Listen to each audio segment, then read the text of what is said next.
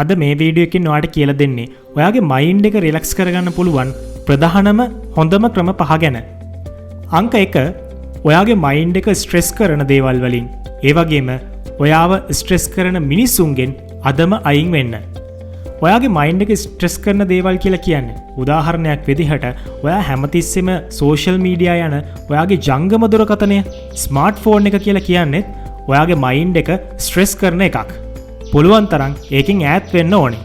ඒ වගේම ඔයාව හැමතිස්සෙම පීඩාවට ලක් කරන, ඔයාට හැමතිස්සෙම බෑ කියන, ඔයාව හැමතිස්සෙම ඍණාත්මක දේවල් වලින් පුරවන මිනිස්සුන්ගෙන් ඔයා ඈත් වෙන්න ඕනේ මේ දැන්ම. අංක 2 හැමෝම ගැන ඕනෙවට වඩා කෙයා කරන්න එපා.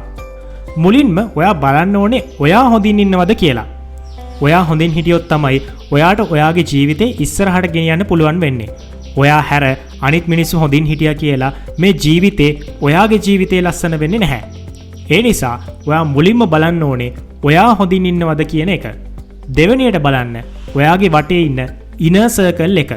ඉනර් සර්කල් එක හොඳින් ඉන්නවද කියලා බලන්න. එතකොට ඉනර් සර්කල් එක කියලා කියන්නේ ලොකු පරාසයක් නෙවෙයි, ඔයා ළඟම ඉන්න සමීපව ඇසුරු කරන කීප දෙනා.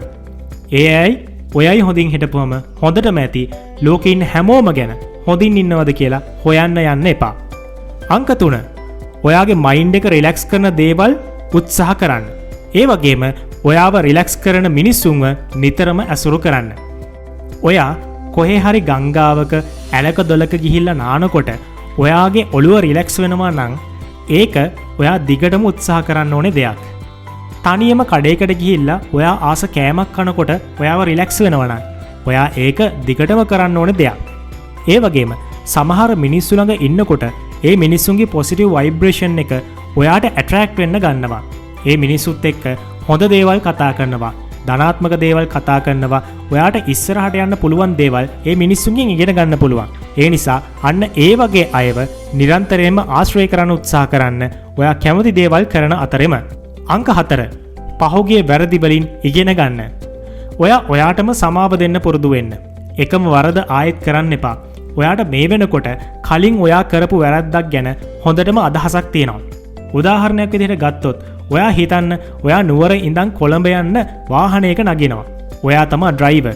ඔයා වැරදි පාරක ගිහිල්ලා මේ වෙනකොට ඔයා දන්නවා මේ පාර ගියොත් මට ආයෙ කොළඹට යන්න බෑ කියලා. එහෙනම් ඔයා ඊළඟ පාර ඒ පාර මග හැරලා නිවැරදි පාර තමයි ගමන් කරන්න උත්සාහ කරන්නේ. ඉතින් මේකත් හරියට ඒ වගේ කතාවක්. ඔයා කරපු පහුගිය වැරදි ගැන නිරන්තරයෙන් මතක තියාගෙන ඒ වැරදි ආයෙ පාරක් සිද්ධ නොවෙන්න ඔයා වග බලා ගන්න ඕනේ. අංක 5 ඔයාට වැරදි කරපු අයට සමාව දෙන්න. ඒ කට්ටියව ඔයාගේ ජීවිතෙන් මේ දැම්ම අයින් කරලා දාන්න. හැබැයි ඒ කට්ටියකින් පලිගන්න යන්න එපා. මොකද ඒ පලිගන්නවා කියන කෑල්ල අනිවාර්යයෙන්ම විශ්වයෙන් සෝබාදහමෙන් කරනවා. ඔයා කරන්න ඕනේ ඔයාගේ ජීවිතයට වැරද්දක් කරපු මිනිස්සුන්ව ඔයාගේ ජීවිතෙන් අයින් කරලා පොරුදු පාඩුවේ ඔයාගේ වැඩ ටික කරගෙන ඉස්සරහට යන එක. ඉතින් මේ කාරණා පහත් එක්ක ඔයාට පුළුවන් ඔයාගේ මනස මයින්ඩ් එක හරියට රිලැක්ස් කරගෙන ඔයාගේ ජීවිතේ ඉස්සරහට අරන් යන්න.